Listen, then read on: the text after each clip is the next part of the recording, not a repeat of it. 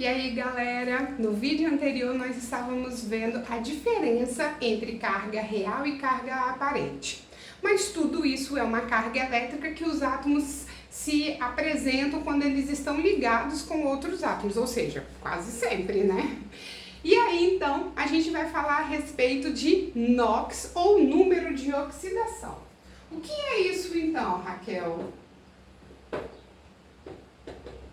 É a carga elétrica que um determinado átomo se encontra quando ele está ligado com outros átomos, ou seja, formando uma substância. Para que eu possa saber, então, o NOx dos elementos, é interessante que eu tenha uma tabela periódica em mãos, para que eu possa saber. A maior parte do NOx dos elementos está aqui na tabela periódica. Como é que eu vou saber isso então? Alguns elementos têm NOx fixo, ou seja, aquela carga vai ser sempre a mesma, e outros elementos têm o NOx variável. E aí, para esses outros, a gente vai precisar fazer continhas bem simples, equações de primeiro grau, para que a gente possa saber então qual é a carga de cada um desses. Quem é que tem NOx fixo?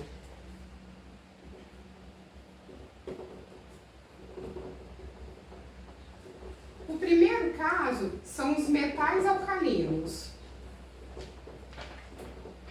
Aqueles metais que são lá da primeira coluna da tabela periódica, exceto o hidrogênio, todos esses outros aqui. Como eles têm preferência por fazer ligações iônicas, né, como nós vimos no vídeo anterior, todas as vezes em que eles estiverem ligados, o NOx deles sempre vai ser 1+. Já os metais alcalinos terrosos,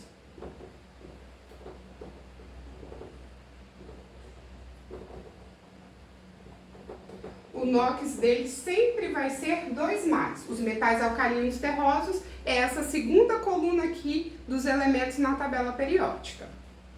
Quem mais que tem NOx fixo? O zinco, que é um metal de transição. A prata, que também é um metal de transição, o zinco tem NOx 2+, e a prata NOx 1+. E o alumínio, que tem NOx 3+.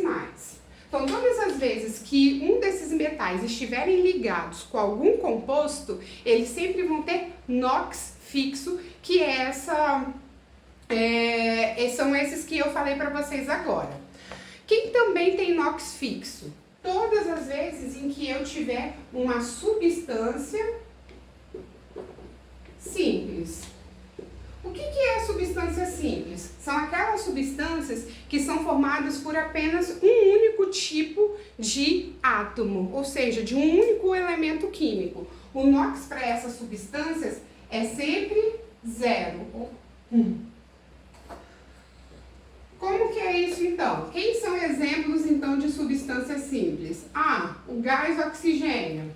Como o gás oxigênio só tem um único tipo de átomo, o NOx para ele sempre vai ser 0. O gás ozônio. Opa, deixa eu dar uma apagada aqui. O gás ozônio também só tem um único tipo de átomo, também NOx 0. Cl2. I2. Quando eu tenho um composto que apresenta ligação metálica, por exemplo, ferro. Ferro como substância simples também tem NOx fixo, 0. Sódio, cobre e por aí vai. Toda vez então que eu tiver uma substância que seja simples, o NOx dela sempre é 0. E como é que eu vou saber então o NOx das outras substâncias? Dos outros átomos? Esses outros átomos, eles vão ter o que a gente chama de NOx variável. O que é NOx variável? O NOx de um determinado átomo, ele pode variar conforme a sua posição na tabela periódica, principalmente para os ametais. Começando desde cargas negativas até cargas positivas. E para isso a gente vai precisar fazer uma continha. Só que existem dois outros elementos na tabela periódica que eles aparecem com muita frequência com um NOx quase fixo. Então, antes da gente começar a fazer as continhas para saber qual é o NOx dos outros elementos, a gente vai precisar falar desses dois, que é o caso do hidrogênio e o caso do oxigênio. No hidrogênio,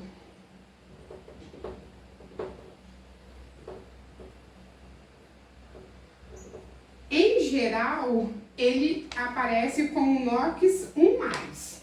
Em quase todos os compostos ele aparece com o NOx 1+. Só há uma exceção quando ele está nos hidretos metálicos, por exemplo, no NaH. No NaH, o sódio, lembra, tem NOx fixo, que é um metal alcalino, logo o hidrogênio vai ser a parte aniônica dessa molécula e aí ele tem um NOx 1-. Então o hidrogênio em quase todos os compostos aparece com carga 1+, exceto nos hidretos metálicos. E o outro elemento é o oxigênio. O oxigênio ele aparece como O2, O2- em quase todos os compostos. Há a exceção quando ele está nos peróxidos, por exemplo, no peróxido de hidrogênio. Nos peróxidos, o oxigênio aparece com carga 1-. Há outras exceções ainda nos superóxidos, que a carga é -0,5, e também quando o oxigênio está ligado com flúor. Sendo o flúor mais eletronegativo, o oxigênio vai estar com NOx 2+. Mas essas outras exceções, como aparecem com menor frequência, eu nem vou escrever ali no quadro, tá bom, pessoal? Como é que a gente vai, então, agora passar para a parte das contas? Por quê? Em qualquer substância, o somatório das cargas sempre é 0. Por quê? Essas substâncias, a quantidade de cargas positivas tem que ser igual à quantidade de cargas negativas. Tá? Deixa eu apagar aqui o meu minúsculo quadro. Dar uma secada.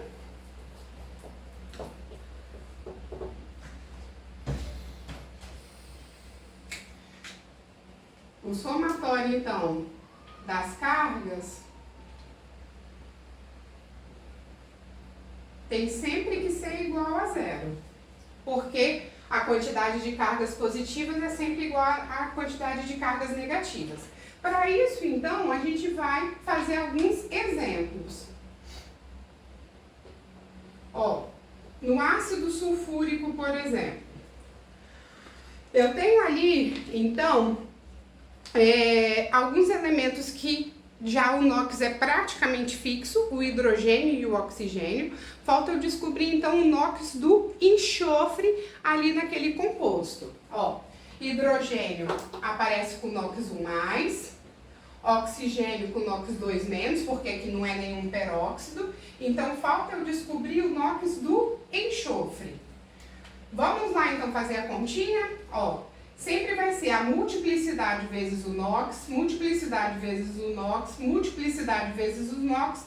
O somatório de tudo isso tem que ser igual a 0. Então, 2 vezes 1, 2. 1 vezes x, x. 4 vezes -2, -8. Esse somatório tem que ser igual a 0. Logo, x é igual a 6. Então, o NOx que o enxofre está no ácido sulfúrico é 6+. Percebam que o enxofre é um elemento da família 6A ou da coluna 16. Qual deve ser o NOx, então, que compreende o enxofre? Desde 6+ até 6-. Então, pode ser qualquer gama desses numerais que estão compreendidos nesse conjunto. Então, eu preciso fazer uma conta para saber qual é o NOx desses elementos. Lembrando sempre que tem alguns elementos com NOx fixo, os outros são sempre NOx variável, e aí eu preciso fazer essas continhas para eu poder descobrir. Vamos para mais um exemplo. No CO2, no gás carbônico. No gás carbônico, ó, oxigênio é 2-, né, porque não é nenhum peróxido. Logo eu quero descobrir o NOx do carbono. Então vai ficar 1 vezes x, x, 2 vezes menos 2, menos 4, é igual a 0. Então x é igual a mais 4. Esse é o NOx do carbono aqui no CO2. Vamos fazer mais um outro exemplo? No HNO3, no ácido nítrico, ó, hidrogênio NOx 1+, oxigênio NOx 2-, quero descobrir o NOx do nitrogênio. 1 vezes 1, 1 vezes x, x, 3 vezes menos 2, menos 6, logo x é igual a mais 5. Agora, quando eu já tiver uma parte aniônica, como é que eu vou descobrir então o NOx do elemento que eu não conheço? Para isso, a gente vai fazer um outro exemplo aqui. Ó. Eu vou até colocar separado, tá? Por exemplo, no íon permanganato, que é esse aqui, ó. O íon MnO4-. Como é que eu sei qual é o NOx do manganês ali naquele íon? Todas as vezes que eu tiver um íon, eu vou precisar igualar a carga do íon, não mais igual a 0. Por quê? Se eu já tiver um íon, o somatório das cargas vai ser igual à carga desse íon. Então, aqui eu vou entender que esse menos é disso tudo aqui, ó. Consequentemente, eu vou querer saber o NOx do manganês, porque eu não sei, e o oxigênio vai ser 2-. Então, vai ficar x, 1 vezes x, x, 4 vezes menos 2, menos 8, é igual a menos 1. Logo, x é igual a 7+. Então, o manganês ali, no íon permanganato, ele está com o NOx 7+. E assim, eu vou ter que fazer todos os cálculos para aqueles elementos em que eu não conheço, ou seja, o NOx, a maior parte dos elementos da tabela periódica. Só relembrando, quem tem NOx fixo? Metais alcalinos, alcalinos terrosos, zinco, prata, alumínio. Oxigênio e hidrogênio que aparecem com maior frequência com o mesmo NOx, todos os outros elementos da tabela periódica eu preciso fazer o cálculo, tá bom? Beleza, pessoal? Até o próximo vídeo!